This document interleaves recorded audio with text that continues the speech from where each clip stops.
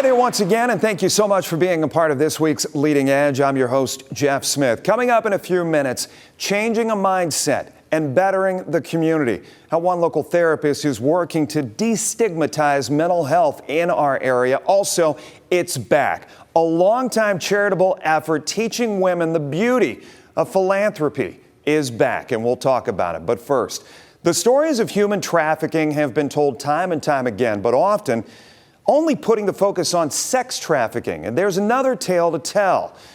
That's where BGSU Firelands campus comes into the conversation this week. And the work that's underway right now focused on educating all of us about labor trafficking.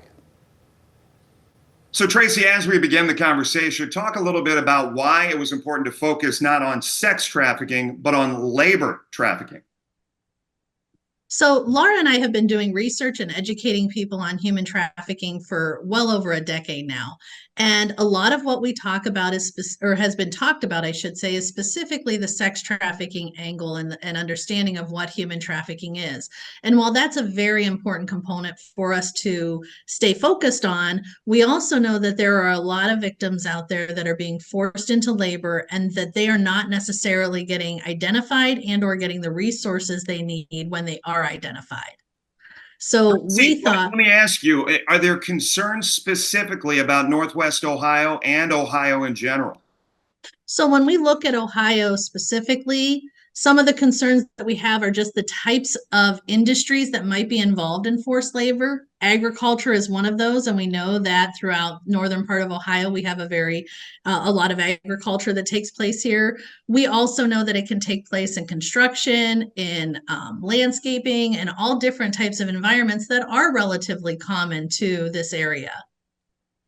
Lara, how do you go about, I guess, making not only this field of study be understandable to the fact of how somebody knows if they're being trafficked from a job standpoint, from a working standpoint? So that's a really great question. And, historically, there's been a lot of conversations about recognizing red flag indicators. And we're kind of moving away from that conversation and just in general thinking about indicators in of itself. If it is an organization and they're working with a third party contractor, they really need to be mindful of who is this company that they're working with. They need to have engaged conversations with the individuals that they're hiring, making sure that they have appropriate translators and things like that. And then from a community member standpoint, just being mindful of the organizations that you frequent. We were just in an interview recently and we were talking about how if you go into an organization and you're seeing someone there every single time that you go in, 24 hours a day, 7 days a week, it doesn't matter what time that you go in, that person's there, that could be an indicator of trafficking. Lara, explain why the Firelands campus is so essential, and also explain to people, is this going to serve as a research hub, or will there be degrees offered in this field? That's a really great question. Well, part of the reason why we chose the Firelands campus is number one, because of the demographics.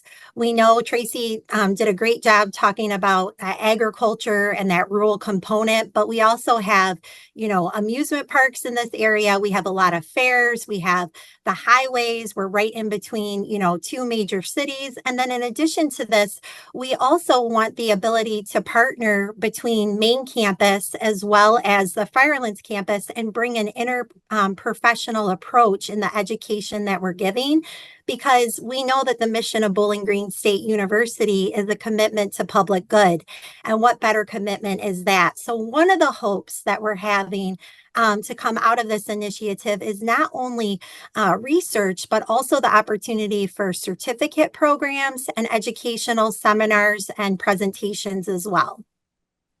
Tracy, talk a little bit about the engagement with law enforcement. Will this field of study, where do you see law enforcement playing into this? And do you see this being as a benefit to law enforcement? Absolutely. I know that just recently we hosted an event at Kalahari here in Sandusky, and the event was actually some of the major sponsors that we had were the Ohio Hotel Lodging Association, and we were looking at hotel industry and how that is affected possibly with human trafficking and what that intersection might look like.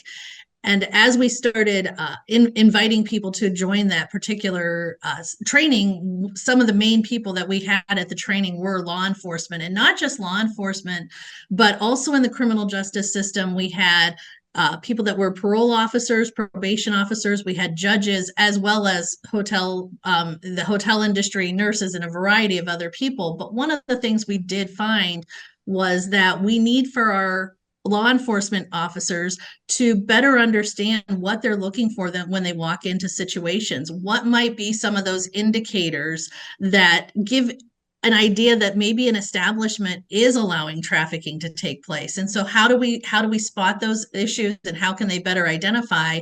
Because if they can't identify, then we can't move it further with helping to get those services for the victims. We got a couple minutes left, and I was telling you before we came on here, I was just part of a 2-day training with Perrysburg Township, where they brought in law enforcement from all across the state, talking to them about those indicators and making them recognize, especially at the crossroads of America, the Turnpike and I-75, understanding what to look for. Lara, I want you to touch on something, because I'm hearing vacation areas, destination areas as being a concern. Obviously, Sandusky primed for that. Is that what I'm hearing? Well, one of the things that's really important to include in this conversation is that human trafficking can happen anywhere at any given time. It can be in any community, any state, throughout our nation. But we do know that when you do have an area that has a lot of people coming and going, there's high risk for that.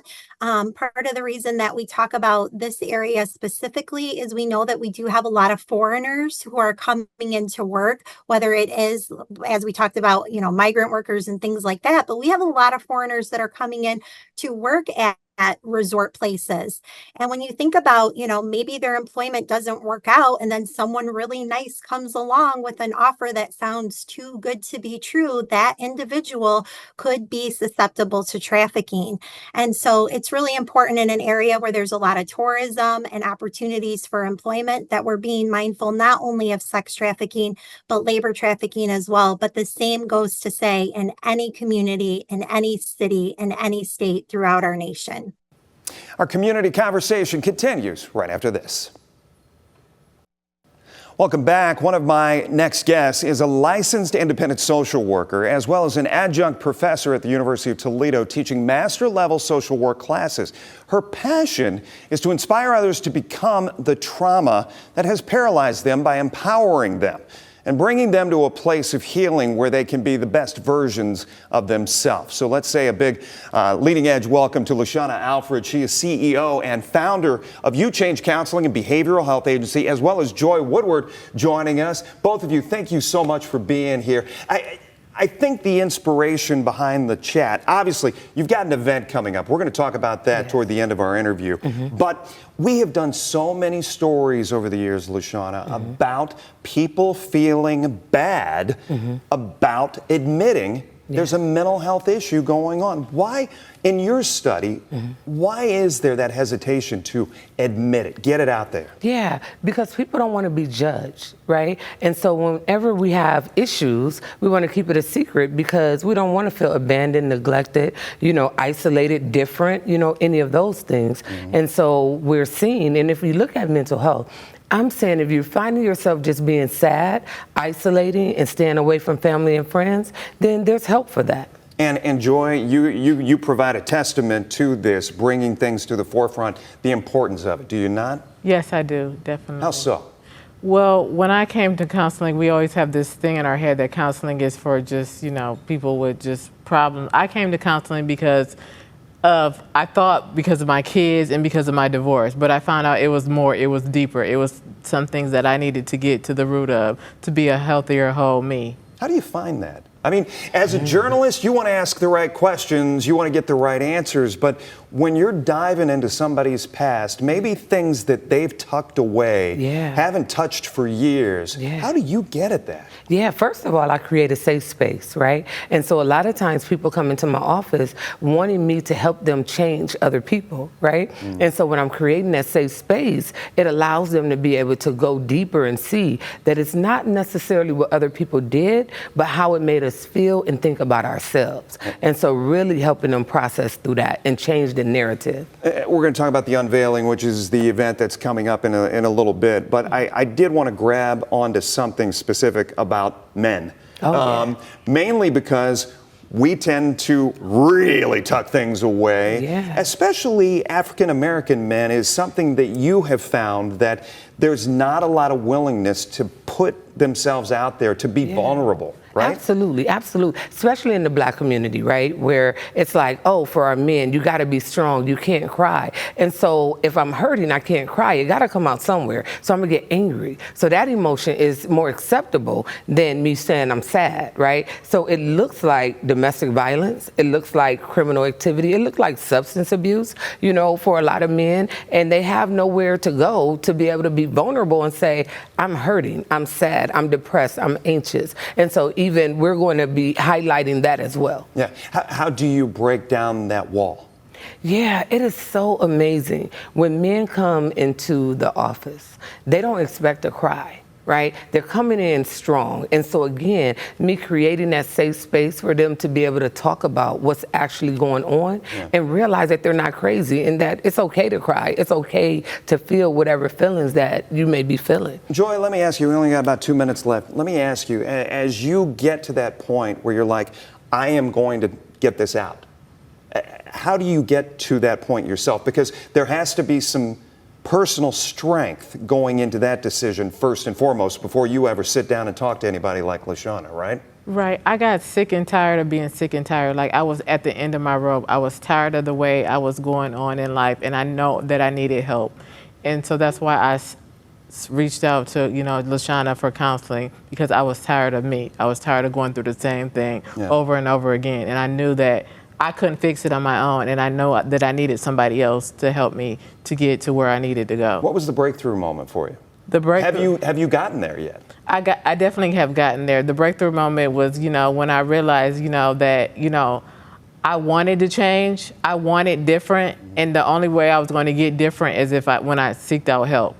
Like, I wanted to change. Like, it was a personal decision. We always say we hope that the show can reach at least one set of ears. So we've got Sunday, May 5th is the unveiling. I guess give your best pitch for people. What's it going to offer? So the unveiling is going to create this safe, fun, inspiring atmosphere for individuals to come in, get taught about the stigma behind mental health, and realize that there's help. They're not crazy. They're not alone. And it's a whole vibe. It's a whole experience. So we have a men's panel, and so the men is entitled Men Cry. And so men are going to be talking about what it's like being a man, right? And being the responsibilities that they have. We have dancers. It's a whole experience. So we definitely encourage individuals to come out, and we're actually wanting to give anyone who say that they heard it on Leading Edge, they buy one ticket, they get a chance to bring a guest. There it is, right there. You heard it. Thank you so much both for coming on. I know it's not an easy thing to talk about, but it is important to get it out there. Absolutely. Good luck with your event coming up. We'll be back right after this. Thanks. Welcome back once again here on Leading Edge. There is going to be a kickoff party Thursday, May 30th at Imagination Station downtown, celebrating the return of one of the area's most inclusive and exciting philanthropy organizations. Philanthropic, why couldn't that word come out of my mouth? I speak too much during the course of the week. Organizations for women in Northwest Ohio. Chicks for Charity is back. Emily Zarecki and Mona Shousher joining us here. Thank you. Representing once again this celebration of bringing it back. My wife said, make sure you ask, where did it go? So Emily, just start us off. What happened to this great thing? And immediately I think to myself, well, maybe the pandemic, the reason. It was different things, right? It was different. It was different. So Chicks for Charity started in 2006, and our last event was in 2016. And it ended really purely because Martha Vetter, the longtime founder, was selling the agency that she had founded. Yeah, and RP, right? RP. And it was something the new owner wasn't really interested in taking on. It was, a lot of work. Yeah. And so it kind of went quiet for a little while. Remind people, how many events during the course of the year would actually happen under that umbrella? Yeah, so there was one main event every year called Chicks Mix, where everyone would gather together and celebrate, and we'd continue to raise money for our designated charity. And then throughout the year, Chicks were on their own raising money through fun events on their own. But that was kind of the education behind it all, was to say there doesn't necessarily have to be this vehicle. You can go out, you can be philanthropic, You can thank make you, a difference. and make a difference. And Yeah. now Executive Director Mona Shousher Yeah. of Chicks for Charity 2024 version. Yes, how exciting. I'm Talk a little so bit honored. Well, good. Talk a little bit about the vision going Yeah. forward. So really, it's basically the vision that was always there, and we're just carrying it, restarting it, and moving it forward. And it's really all about empowering women and girls of all ages, all economic backgrounds, to just show them and give them opportunities to give back and be philanthropic and to help others. And it's really very simple and easy. We don't ask a lot. We ask that each member host one event and raise $50 to $100. It's truly all about having fun, enjoying your friends and family, and making a difference and an impact for our community. What does it take to become a member? Sign up. That's it. It's so easy. Easy and Honestly, simple. they've made it so easy and so much fun, and you get to work with so many amazing people and meet. There's so many community members that have come together to kickstart Chicks for Charity, and it's amazing to watch and to see how excited everyone is for it to come back. I was telling you guys that I had a meeting with Martha. This has been well over a year ago, but she said, we really want to get this going again. We don't know how soon, but we do so many interviews about finding your why. And that is kind of, I guess, important behind this effort, is it not? It absolutely is. And one of the real driving forces in bringing it back was one of our designated charities was Mom's House. And Martha happened to be at an anniversary event recently. And one of the women who spoke during Chicks Mix of 2016 and shared her story was at that event. And now she's a doctor of pharmacology and doing amazing things, and gives so much support to that charity, to Mom's House, that Martha said, this has to come back. Look at the good that we've done, and there's so much more we can do, and so many people that we've worked with over the years that wondered and missed, where did Chicks for Charity go? And just the thought of it coming back. Mona, you said continue the mission, but as these weeks and months have kind of gotten us closer and closer to that May 30th date, which is obviously, as we said, the kickoff, 6 to 8 down at Imagination Station.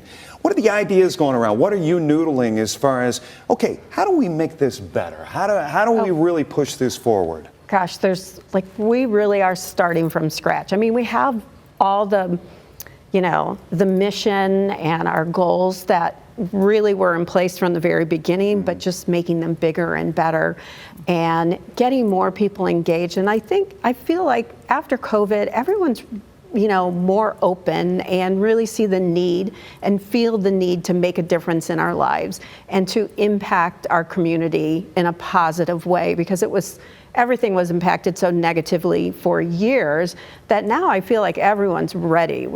Every time we talk about it, everyone says, oh my God, I'm so excited. I can't wait. I'm so glad you're coming back.